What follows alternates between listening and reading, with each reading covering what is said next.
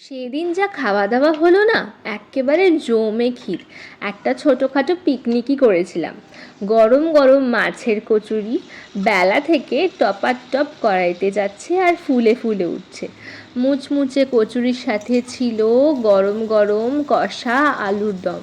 রান্নাঘরে দাঁড়িয়ে ম্যাজিক দেখাচ্ছিলেন আমাদের কলিগের মা, ওরফে সবার কাকিমা। দুপুরে সবাই গোল হয়ে বসে পড়লাম। সামনের প্লেটে চলে এলো তেল কষকষে আলুর দম আর ধোঁয়া ওঠা গরম গরম মাছের কচুরি। আমি তার সাথে একটু পেঁয়াজ কুচিও নিয়েছিলাম। গরম কচুরির সাথে নরম আলুর দম একটা দুর্দান্ত যুগলবন্দি। কচুরি ছিঁড়ে আলুর দমে মাখিয়ে মুখে দিতেই চোখটা বন্ধ হয়ে এলো। এতটাই জম্পেশ, প্রতিটা পদই যেন অমৃত। আর ফিনিশিং টাচ, খাওয়ার শেষে ঠান্ডা ঠান্ডা বাটারস্কচ আইসক্রিম। একেবারে পেট আর মন দুটোই খুশ।